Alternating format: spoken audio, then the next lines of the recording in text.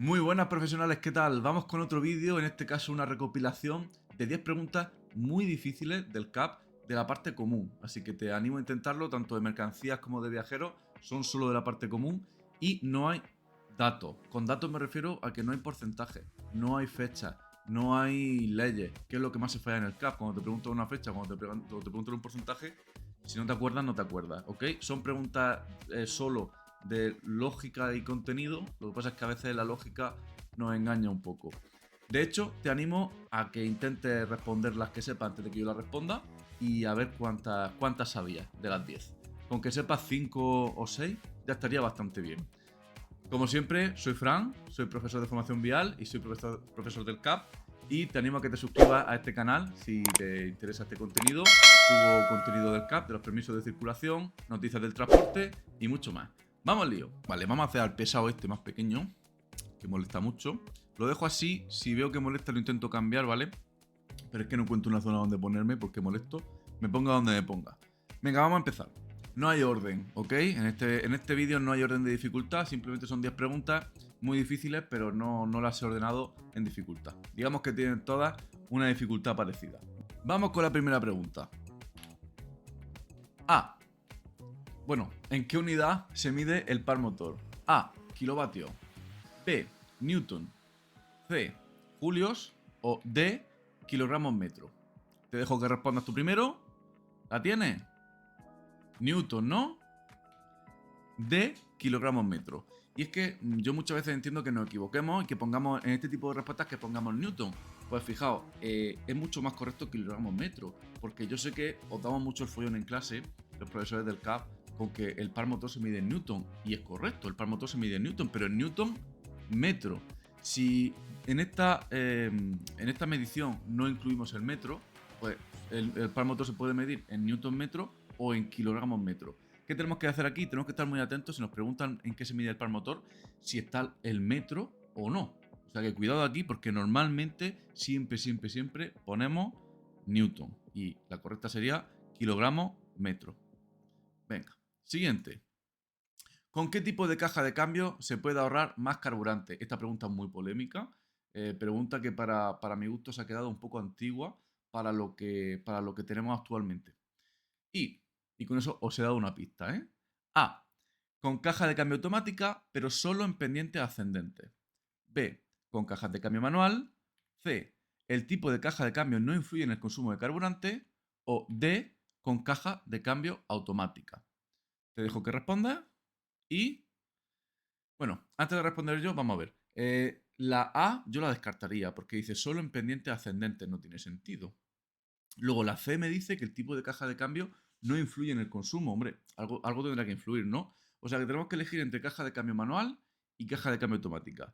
¿Y cuál has elegido? Yo te digo que manual. Pero,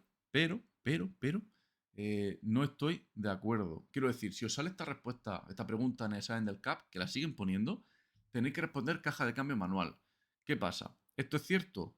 Actualmente hay vehículos automáticos con cajas de cambio centralizado que funcionan súper bien y que es muy difícil competir contra estas CPU. Es competir contra un ordenador. De hecho, es que están cuando funcionan bien, están hasta cartografiadas, que eso quiere decir que se adapta al terreno, lee el terreno y la próxima vez que pasa por ahí, adapta el cambio y adapta las revoluciones para consumir lo mínimo posible. Las cajas de cambio automáticas actuales es como intentar jugar al ajedrez contra el ordenador. Si tú pones el ordenador a la máxima dificultad posible, a la IA, a la máxima dificultad posible, siempre vas a perder. Pues esto es lo que pasa con las cajas de cambio actuales, las automáticas, las que están bien programadas, las que configuran bien, es que no les puedes ganar, es que son perfectas, son ordenadores. Pero esta pregunta, pues en el CAP seguimos todavía un poco obsoletos y sigue siendo que la caja de cambio manual ahorra más carburante que la caja de cambio automática. Desde 2006 todos los camiones son manuales, perdón, automáticos. Todos los autobuses son automáticos. Y también tiene el motivo, aparte de que la electrónica, los hadas, la conducción es más sencilla, aparte de todo eso, es que ahorra combustible. Entonces, repito, ¿qué tenéis que poner en el examen? Que la caja de cambio manual ahorra combustible, es más eficiente que la automática. Pero a mí no me gusta que salgáis del CAP pensando eso porque cada vez es menos cierto. Venga, siguiente. ¿Cuántas veces se podrá interrumpir para llevar a cabo otras actividades el periodo de descanso diario normal cuando se acompañe un vehículo transportado por transbordador o tren? El típico acompañamiento que hacemos en ferry, por ejemplo. A. El periodo de descanso diario normal nunca puede interrumpirse. B. Se podrá interrumpir un máximo de 3 veces siempre que no exceda el total de una hora. C. Se podrá interrumpir un máximo de 2 veces siempre que no excedan en total 2 horas. Y D. Se podrá interrumpir. Esperad que me quito. Un momento. Se podrá interrumpir un máximo de 2 veces siempre que no excedan en total una hora. Bien, os dejo que respondáis. Y sí que es verdad que he intentado no meter muchos datos, pero este tipo de preguntas no las considero del todo datos, porque estos son tiempos de conducción y descanso, esto es reglamentación, sí, de Reglamento Comunitario Europeo 581/2006, por el que se regulan los tiempos de conducción y descanso. Esto sí que hay que saberlo. Y la respuesta correcta es la D. Podemos interrumpir el descanso en el acompañamiento de un ferry un máximo de 2 veces siempre que no exceda en total de una hora. ¿Y esto para qué lo hacen? Para que podamos disfrutar del descanso diario, el descanso semanal también, pero es diferente. Para que podamos disfrutar del descanso diario sin interrumpirlo cuando tengamos que subir o bajar de un ferry, hacer un transbordo o simplemente llegar a un parking. Tiene su justificación, tenemos una hora y no podemos interrumpir el descanso más de 2 veces durante el trayecto del ferry. Ya haré un vídeo sobre esto porque muchas veces tenéis dudas y es más sencillo de lo que parece. Esta pregunta, bastante difícil. Siguiente.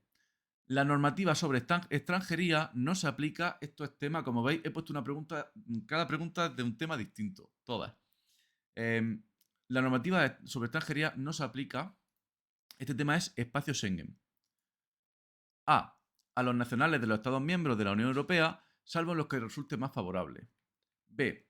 A los nacionales de Estados no pertenecientes a la Unión Europea que residan legalmente en España. C. A los nacionales de Estados no pertenecientes a la Unión Europea que intenten entrar legalmente en España. Y D. Todas las respuestas son correctas. Bien. En este tipo, me quedo por aquí arriba, ¿vale? En este tipo de situación, en este tipo de respuestas, cuando no las sepáis, en el CAP, lo que es en el examen, no la respondáis. Porque veis esto y ¿qué hacéis? Pues ponéis la D, todas son correctas, porque sí, porque suele ser correcto y ya está. Pero es que se contradicen. No me pongáis todas son correctas cuando algo se contradice. Porque me está diciendo, por ejemplo, la A me dice a los nacionales de los Estados miembros y la B y la C me dicen a los nacionales de Estados no pertenecientes a la Unión Europea. O sea, es que se están contradiciendo.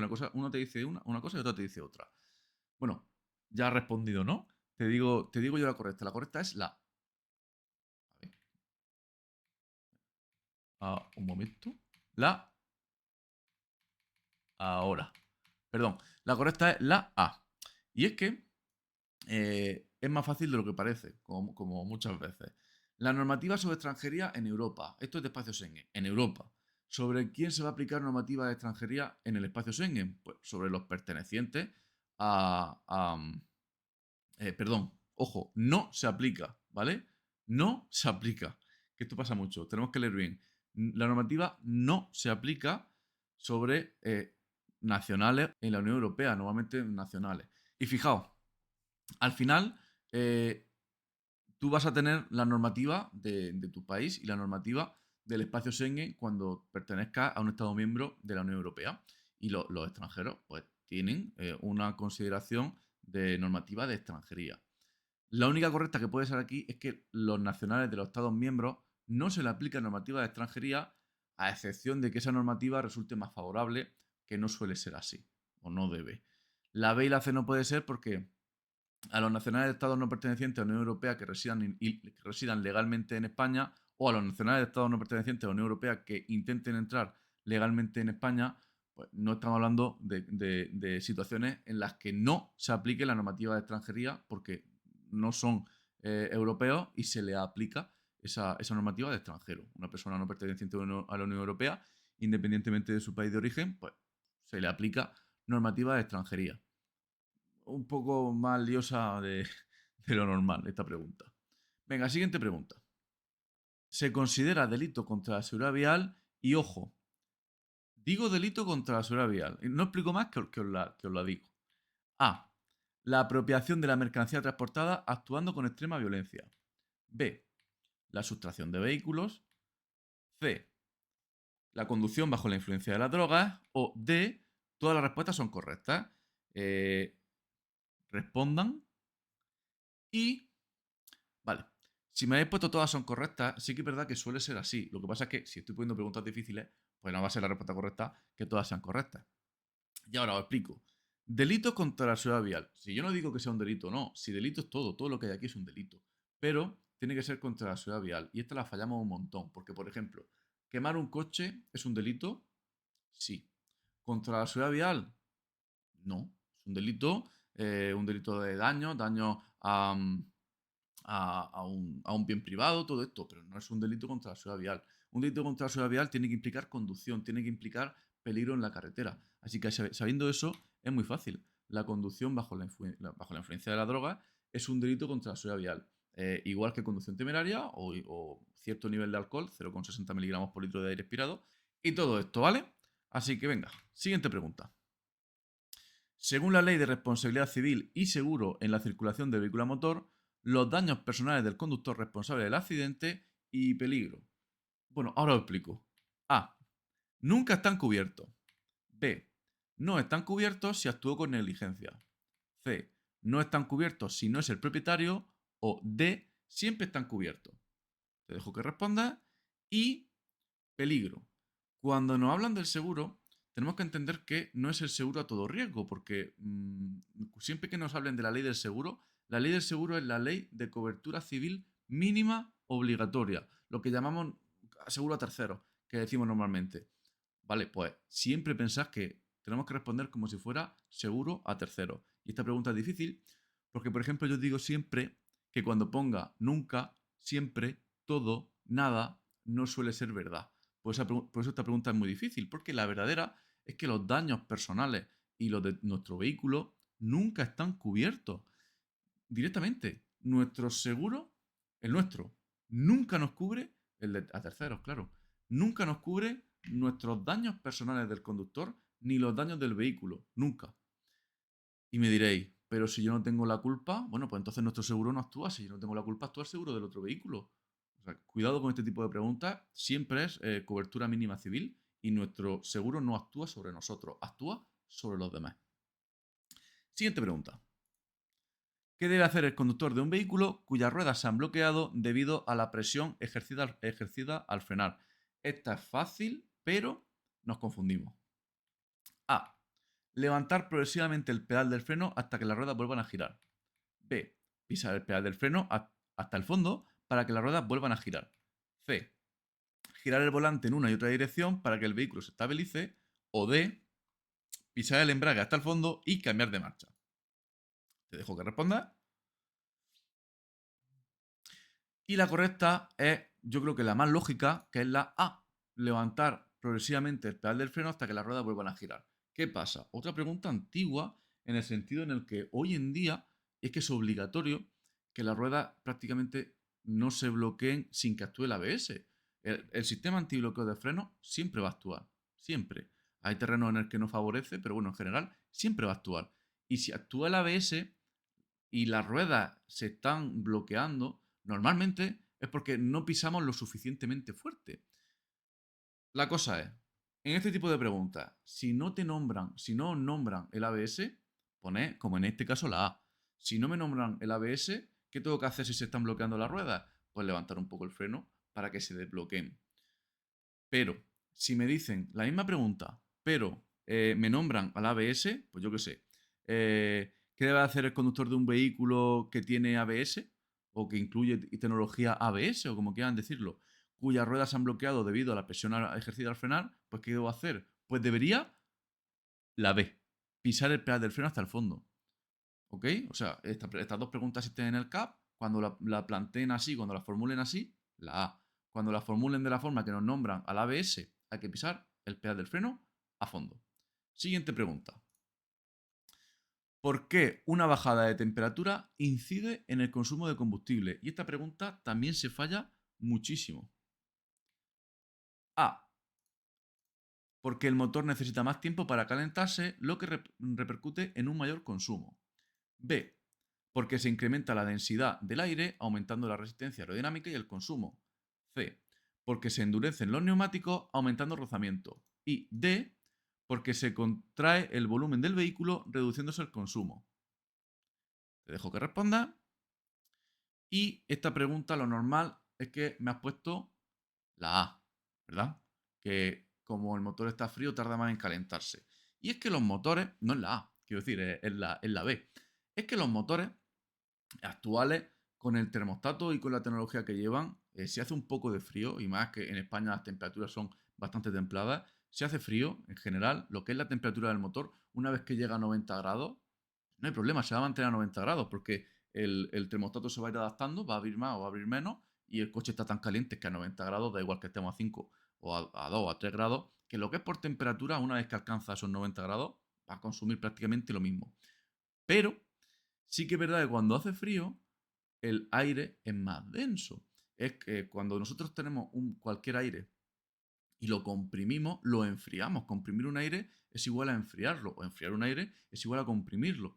Y todo aire que se comprime se enfría. ¿Qué pasa? Que cuando hace frío, el aire se comprime. Una temperatura atmosférica 10 grados inferior a la que, os pongo un ejemplo, estamos a 30 grados y de 30 grados atmosféricos pasamos a 20 grados. Pues el vehículo, el coche, va a consumir un 4% más, que es un montón, simplemente por el hecho de que ha bajado 10 grados. ¿Pero por qué hace frío? No, no, porque hay más cantidad de aire en menos espacio, densidad de aire, bueno, menos espacio, en el mismo espacio hay más cantidad de aire, o sea, ¿sí? Está aumentando la densidad. Si esto es lo mismo que un turbo, si sabes cómo funciona un turbo, el turbo tiene un intercooler que lo que hace es enfriar el aire para meterlo frío dentro del cilindro. ¿Y por qué me interesa meter aire frío dentro del cilindro? Pues porque entra más aire. En el mismo espacio entra más aire. O sea que esta pregunta, peligro. No es por temperatura del motor, sino porque al aumentar el frío, aumenta la resistencia aerodinámica porque hay más aire en el mismo sitio. Y vamos con la última, creo que es la última. ¿Cómo debe ser la base del asiento del conductor? Aquí he cogido una pregunta de ergonomía, que a veces también falla, hay algunas de ergonomía que no se deben de fallar. A. Cómoda y flexible. B. Acorde con la longitud de las piernas. C. Con la base muy dura. O D. Fabricada con materiales que eviten la transpiración. Te dejo que respondas. Y aquí lo normal es que me hayas puesto la A. Cómoda y flexible. O a lo mejor te has equivocado también y me has puesto la D. Material que evite la transpiración. Descartamos la D porque yo quiero un material que ayude a transpirar. A transpirar es pues, para que la temperatura del cuerpo no se acumule en el asiento, en el material del asiento y empiece a sudar y se va a hacer bastante, bastante incómodo, ¿vale? Tiene que ser un material transpirable. O sea que la D la descartamos. Y la A la tengo que descartar porque una base de asiento cómoda, sí, sí tiene que ser cómoda. La base del asiento es la parte de abajo, donde nos sentamos. Tiene que ser cómoda, por supuesto, pero no debe ser flexible. Una base flexible lo que va a hacer es que si mi base del asiento es flexible, cuando yo me siente, es como un colchón. Cuando yo me siente se va a deformar mucho y va a ser muy incómodo. Los colchones, desde hace bastantes años, los colchones actuales no son flexibles, son viscoelásticos, que es lo que interesa, o son un poco más duros porque se ha demostrado que esta tecnología viscoelástica un poco más dura es mucho mejor para el cuerpo. Para el cuerpo, algo muy flexible al final nos hace daño. Por lo tanto, la más sencilla, acorde con la longitud de las piernas. La base del asiento tiene que ser lo suficientemente larga, igual que ancha, para que el conductor entre bien, para que pueda apoyarse y además que la longitud es muy importante porque si no nos corta la circulación. No sé si alguna vez te has sentado en una silla que se te queda muy corta, es que se te corta la circulación, ¿ok? No podemos ir conduciendo o ir trabajando y en nuestro puesto de trabajo no sea tan incómodo. El puesto de trabajo del conductor tiene que ser lo más cómodo, lo más ergonómico posible, ¿vale? El tema de ergonomía, ya lo veremos, muy buen tema. Vale, esta es la última. ¿Qué es aconsejable hacer ante un deslumbramiento por el alumbrado de otro vehículo? Esta es pregunta de autoescuela, ¿eh? Pregunta del B. A. Incrementar la velocidad suavemente para reducir el tiempo de deslumbramiento. B. Acercarse lo más posible a la izquierda para salir del haz de luz del otro vehículo. C. Dirigir la mirada al frente por debajo del haz de luz. Y D. Encender el alumbrado de carretera una vez que pase el vehículo que produce el deslumbramiento. Esta debería de resultar más o menos fácil. La he puesto porque se falla bastante, pero entendiéndola un poco, debemos de sacarla. Y la respuesta correcta es la D. Encender el alumbrado de carretera una vez que el otro vehículo ha pasado. ¿Qué pasa? Que es la que tiene más sentido. Porque dirigir, supongo que aquí os podéis equivocar poniendo la C. Dirigir la mirada al frente por debajo del haz de luz sería mirar por debajo de las luces del vehículo que viene delante. Me voy a deslumbrar, porque otro vehículo va alumbrando toda la carretera. Me voy a deslumbrar. Y ya os digo, hay otra pregunta que me dicen en caso de deslumbramiento, y la respuesta correcta es quedarme quieto. Con quedarme quieto no me refiero a pegar un frenazo, pero sí que en caso de deslumbramiento la correcta no es apartarse hacia la derecha, aquí me dice apartarme hacia la izquierda. Si no veo nada, yo tengo que reducir la velocidad y quedarme donde estoy. A veces prácticamente quieto.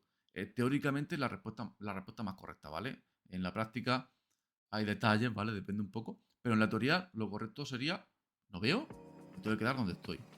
Porque si me aparto a la derecha y no veo, no sé dónde me estoy apartando. Pero en este caso simplemente, pues como me han deslumbrado, o bueno, o ha pasado un vehículo que probablemente me ha deslumbrado un poco, pues que encienda yo las luces de carretera, las luces largas, para ayudarme a ver, simplemente. Ok, y este ha sido las 10 preguntas, la recopilación de 10 preguntas bastante difíciles, por lo menos en mi opinión, y con lo que veo que eso solemos fallar, son bastante difíciles. Déjame en comentarios cuántas preguntas has acertado y cuál no y por qué. Y nada, si has llegado hasta aquí, suscríbete, que es gratis, y nos vemos en el próximo vídeo.